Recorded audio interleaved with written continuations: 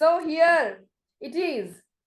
પ્રભુનું વચન આપણને કહે છે એફેસીઓને પત્ર 2 અધ્યાય અને એની 6ઠી કલમ. આપણે જો બંને વચન વાંચીએ તો વધારે ખ્યાલ આવશે. 2 અધ્યાય એફેસીઓને પત્ર 2 અધ્યાય 5મી ને 6ઠી કલમ.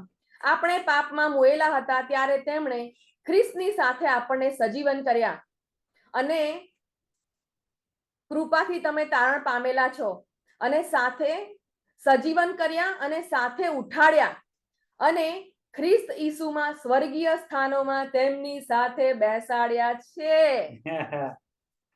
તમે અહીં તો બેઠા છો પણ તમે સ્વર્ગીય સ્થાનોમાં બી બેઠા છો. Oh Jesus, thank you. Yes. તમારી જાતને જોઈ લો. ઈસુની સાથે તમે બેઠા છો. વિશ્વાસથી જોઈ લો. તમારો આત્મા એ પ્રભુ ઈસુની સાથે બેઠો છે. હાલેલુયા. કારણ કે તમને ને મને ઈશ્વરે પોતાના દીકરા દીકરીઓ બનાવી લીધા છે. ઈસુની સાથે એમણે આપણને બેસાડ્યા છે. કેટલી ગજબની વાત. કારણ કે આપણે બી એમના દીકરા દીકરીઓ છે. અધિકાર પ્રભુએ આપણને આપેલો છે. શું કદી અત્યાર સુધી પોતાની જાતને એવી રીતે જોવાની હિંમત કરી છે? જોઈ છે? આજથી જોવાનું ચાલુ કરો કે તમે ક્યાં બેઠા છો. તમે પૃથ્વી પર પણ છો પણ તમે ઈસુની સાથે પ્રભુના જમણા હાથે બિરાજમાન પણ છો. હાલેલુયા. કેટલી અદ્ભુત વાત છે. પ્રભુએ તમને ક્યાં બેસાડી દીધા.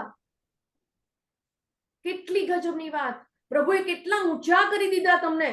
જો એફેસીઓને પત્રનો પહેલા અધ્યાયમાં તમે વાંચશો તો તમને ખબર પડે.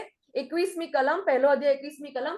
અને સર્વ રાજસત્તા, અધિકાર, પરાક્રમ, ધણીપણું અને માત્ર આ કાળમાંનું નહીં પણ ભવિષ્ય કાળમાંનું દરેક નામ જે હોય એ સર્વથી ઊંચા કરીને પોતાની જમણી તરફ સ્વર્ગીય સ્થાનમાં તેમને બેસાડ્યા. ઈસુની વાત કરવામાં આવી છે.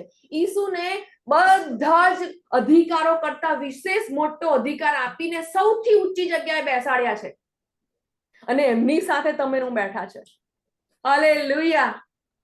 કેટલી ગજબની વાત. તમને ને મને પ્રભુએ સૌથી ઊંચી જગ્યા પર બેસાડ્યા છે. ઈસુ જે અધિકાર કરી રહ્યા છે એની સાથે પ્રભુએ આપણને ત્યાં બેસાડ્યા છે. અધિકારી તરીકે બેસાડ્યા છે. એમને બેસાડ્યા નથી. અધિકારની જગ્યાએ બેસાડ્યા છે. અધિકારનો હાથ છે. અધિકારની જગ્યા છે. ધન્યવાદ. રાજ્યાસન પર બેસવું એટલે અધિકારની જગ્યા છે. વાલાઓ, અધિકારને માટે પ્રભુએ તમને મને ત્યાં બેસાડ્યા છે. તેમની સાથે રહીને પૃથ્વી પર અધિકાર લેવાનો છે તમારે મારે. હાલેલુયા. તમે ને હું અધિકારીઓ છે. દરેક વિશ્વાસી અધિકારી છે. સેવકો જ અધિકારી છે એવું નથી. દરેક જે પ્રભુ ઈસુ પર વિશ્વાસ કરે છે એ લોકો અધિકારી છે. તમે અધિકારી છો. અત્યારે હવેથી તમારી જાતને રીતે જોવાનું શરૂ કરજો. ઉત્પત્તિ 1 અને 28 પ્રભુએ શું આશીર્વાદ આપેલો જુઓ. ઉત્પત્તિ 1:28. ત્યાં પ્રભુએ એવું કહ્યું અને ઈશ્વરે તેઓને આશીર્વાદ આપ્યો અને ઈશ્વરે તેઓને કહ્યું સફળ થાવ ને વધો ને પૃથ્વીને ભરપૂર કરો ને તેને વશ કરો અને સમુદ્રના માછલા પર તથા આકાશના પક્ષીઓ પર તથા પૃથ્વી પર ચાલનારા સગળા પ્રાણીઓ પર અમલ ચલાવો. હાલેલુયા. પાપના લીધે આ બધો અધિકાર ખોરવાઈ ગયો પણ પ્રભુ ઈસુએ વધસ્તંભ પર એ અધિકાર પાછો મેળવ્યો છે વાલાઓ. અને પ્રભુ ઈસુ ઈચ્છે છે કે ફરીથી હવે તમે ને હું આ જગત પર અધિકાર કરીએ. આ જગત પર એ રીતે અધિકાર કરીએ કે અંધકારનું રાજ્ય તૂટે અને પ્રભુનું રાજ્ય આ પૃથ્વી પર આવે એવો અધિકાર તમે ને હું કરીએ. હાલેલુયા. યાદ રાખીએ કે તમને ને મને પ્રભુએ સ્વર્ગીય સ્થાનોમાં ઈસુની સાથે બેસાડેલા છે કે તમે ને હું આ જગત પર અધિકાર કરીએ. દબાઈ જવા માટે નહીં પણ અધિકાર કરવાને માટે પ્રભુએ તમને ને મને પસંદ કર્યા છે. હાલેલુયા. નવું ટાઇટલ સાથે હવે જીવવાનું ચાલુ કરજો. આ બધા ટાઇટલ પ્રભુએ તમને આપ્યા છે. યાદ રાખજો કે તમે સાધારણ લોકો નથી. જેની અંદર પ્રભુ ઈસુ રહેવા આવી જાય છે, જેમાં પવિત્ર આત્મા રહેવા આવી જાય છે, એ હવે સાધારણ રહ્યા નથી. અત્યાર સુધી તમે સાધારણ હતા પણ હવે તમે સાધારણ રહ્યા નથી. તમે સ્પેશિયલ બની ગયા છો. એ રીતે પોતાને જોવાનું શરૂ કરો. તમારી જૂની ઓળખને ભૂલી જાઓ. નવી ઓળખ પ્રમાણે પોતાની જાતને જોવાનું શરૂ કરી દો. હાલેલુયા. પ્રભુ તમને બધાને એ રીતે પોતાની જાતને જોવાને માટે મદદ કરે કે જેથી પૃથ્વી પર પ્રભુ ઈચ્છે છે એવી રીતે તમે ને હું આપણે જીવન જીવી શકીએ. હાલેલુયા. હાલેલુયા. આપણે પ્રાર્થનાનું વચન પણ જોઈશું. પ્રાર્થનાનું વચન એફેસીઓના પત્રમાંથી જ છે. આપણે ઉપવાસ અને પ્રાર્થના કરી રહ્યા છે આ દિવસોમાં, એટલે પ્રાર્થના વિશે પણ રોજ આપણે અલગ અલગ બાબતો જોઈએ છે. ગઈકાલે આપણે જોયું કે આપણને પ્રભુ ઈસુ ખ્રિસ્તમાં બધા જ આત્મિક આશીર્વાદોથી આશીર્વાદિત કરવામાં આવ્યા છે. આપણે આશીર્વાદિત લોકો છે, કશું માંગવાનું બાકી રહેતું નથી. પ્રભુ ઈસુ ખ્રિસ્તમાં બધું ઈશ્વરે તમને ને મને આપી દીધું છે. પ્રભુ ઈસુ ખ્રિસ્તમાં એ બધા આશીર્વાદો ભેગા કરી અને એની ચાવી ઈશ્વરે પવિત્ર આત્માને આપી છે. અને પવિત્ર આત્માના દ્વારા આપણે પ્રભુ ઈસુ ખ્રિસ્તના બધા આશીર્વાદો મેળવી શકીએ છીએ. હાલેલુયા. ઓકે, નવી બાબત આપણે જોવાના છીએ અને ત્યાં આગળ આપણે જોઈશું એફેસીઓને પત્ર 6 અધ્યાય એની 18મી કલમ. ત્યાં લખવામાં આવ્યું છે, આત્મામાં સર્વ પ્રકારે તથા બધા વખત પ્રાર્થના તથા વિનંતી કરો અને તેને અર્થે બધા સંતોને માટે સંપૂર્ણ આગ્રહથી વિનંતી કરીને જાગૃત રહો.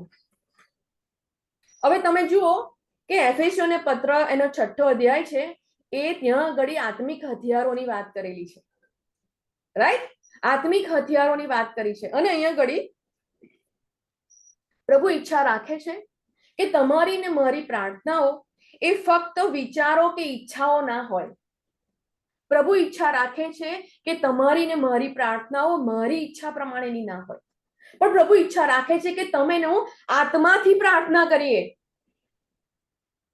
અને આત્માથી જે કરેલી પ્રાર્થના છે ને એ હથિયારનું કામ કરે છે. હાલેલુયા. શત્રુ સામે તમને વિજય આપવાનું કામ એ કરે છે. અને આત્માની પ્રાર્થના એટલે શું? પ્રભુ ખાસ પ્રકારની પ્રાર્થનાની ભાષા આપણને આપે છે કે જેમાં આત્મા પ્રાર્થના કરે છે વાલાઓ, કે જેમાં જો આપણે આપણી સ્વાભાવિક પ્રાર્થનાઓ કરતા હોઈએ છીએ તો એની અંદર તમારે મારે 10 મિનિટ પ્રાર્થના કરીએ અને પછી નવી વિનંતીઓ અથવા શબ્દો શોધવા પડે. Yes. પણ જે આત્મામાં પ્રાર્થના કરે છે એને આત્મા શબ્દો આપે છે.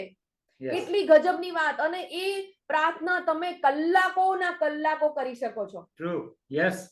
અને એ પ્રાર્થનાની ભાષા જે છે એમાં પ્રાર્થના કરવાની પ્રભુ વાત કરે છે કે આત્મામાં પ્રાર્થના કરો. અને ક્યારે? પ્રભુ કહે છે હર વખત પ્રાર્થના કરો. આત્મામાં સર્વ પ્રકારે બધા વખત પ્રાર્થના અને વિનંતી કરો. વાલાઓ, ઘણી બધી વખત આપણે પ્રાર્થના કરીએ છીએ ને આપણે જાણતા નથી કે મારે આજે કઈ પ્રકારની પ્રાર્થનાની જરૂર છે. આજે મારો દિવસ કેવો જવાનો છે ને એ મને નહીં ખબર, પણ પવિત્ર આત્માને ખબર છે. અને એટલે એ આત્મા તમારા અને મારા દ્વારા એ પ્રાર્થના કરાવે છે કે જેની દિવસ દરમિયાન તમને ને મને જરૂર છે. હાલેલુયા. કેટલી મોટી બાબત પ્રભુએ તમને ને મને ઉપલબ્ધ કરી છે અને એનો લાભ લઈએ એ બધા માટે ખુલ્લું છે. જે લોકો જાણી જાય છે કે આ કેટલા બધા આત્મિક આશીર્વાદો પ્રભુએ ખુલ્લા કર્યા છે અને જે મેળવી લે છે એને એનો લાભ મળે છે, એને એનો આશીર્વાદ મળે છે. અને આ ભેટ પણ પ્રભુએ તમારા મારા માટે ખુલ્લી કરી છે. પ્રભુનો આભાર માનીએ છીએ. પાઉલ કહે છે કે તમારા બધા કરતા હું વધારે ભાષાઓ જાણું છું. હાલેલુયા. પ્રભુના ઘણા બધા સેવકો કે જે પ્રાર્થનાની ભાષાનો ઉપયોગ કરે છે એ લોકો એમની સેવાઓમાં બહુ ગજબના જગ્યાઓમાં પહોંચે છે. અને તમે પણ સફળ થવા માંગો છો તો પ્રાર્થના કરજો કે પ્રભુ તમને પ્રાર્થનાની ભાષાથી આશીર્વાદિત કરે. Hallelujah. Amen. Praise the Lord. અને એ પરફેક્ટ પ્રાર્થના છે કારણ કે આત્મા પ્રાર્થના કરે છે. અને મારી ઈચ્છા છે કે આપણે બધાને એ પ્રાર્થનાની ભાષામાં આપણે પ્રાર્થના કરનારા થઈએ કે જેથી કરીને જે પરફેક્ટ પ્રાર્થના છે, જે યોગ્ય પ્રાર્થના છે, જે જરૂરની પ્રાર્થના છે એ તમે હું કરતા થઈએ. પ્રભુનો આભાર માનીએ આ બાબતને માટે. અને પ્રભુનું વચન કહે છે કે બીજા લોકોને માટે પણ તમે પ્રાર્થના કરો. અને કહે છે દિવસના કોઈ એક ભાગમાં પ્રાર્થના કરી લીધી એવું નહીં, પણ પ્રભુ કહે છે કે નિરંતર પ્રાર્થના કરો ને જાગૃત રહો. તો તમે પ્રાર્થના કરીને જાગૃત નહીં હો તો તમે પરીક્ષણમાં પડશો. અને આ આત્માની ભાષા એવી છે કે તમે બધી જ વખત હર વખત કરી જ શકો છો. Yes. હાલેલુયા. પ્રભુની સ્તુતિ થાવ આ બાબતને માટે. પ્રભુ આપણને બધાને આ પ્રાર્થનાની ભાષાનો આશીર્વાદ આપે. પ્રાર્થના કરીએ. પ્રભુ અમને તમે કૃપા આપો કે તમે અમને જે નવા ટાઇટલ આપ્યા છે એ પ્રમાણે અમે જીવતા શીખીએ. પ્રભુ અમારું જીવની બાબતો હારેલું જીવન અમે મૂકી દેવા માંગીએ છીએ, કારણ કે અમારે વિજયવંત જીવવું છે પ્રભુ. અમારે સામાન્ય વિશ્વાસુ જીવન નહીં જીવવું પ્રભુ. અમારે ઊંચા જવું છે કે જ્યાંથી લોકો તમને જોઈ શકે પ્રભુ. એવી જગ્યા પર તમે અમને લઈ જાઓ પ્રભુ. અમારી પ્રાર્થના છે કે પ્રભુ આજે પ્રભુ અમને એવી ભાષા આપો જે પ્રાર્થનાની ભાષા છે, કે જેમાં અમે સતત પ્રાર્થના કરીએ, કે જે પરફેક્ટ પ્રાર્થના છે, કે જેમાં અમારે શબ્દો નથી શોધવાના પ્રભુ, તમે અમને શબ્દો પૂરા પાડો છો Amen. પ્રભુ. અમે પ્રાર્થના કરીએ છીએ પ્રભુ, જેથી અમે સંપૂર્ણ સાચી પ્રાર્થના કરનારા બનીએ પ્રભુ. અમને પ્રાર્થનાનો આત્મા આપો એના માટે પ્રાર્થના કરીએ છીએ પ્રભુ. અમારી આ સંગતને પ્રભુ તમારા નામમાં અમે આશીર્વાદિત કરીએ છીએ પ્રભુ. ચોક્કસ રીતે તમે અહીં બેઠા છે બધાને આશીર્વાદ આપવાના જ છો એવો અમારો વિશ્વાસ અને ભરોસો છે.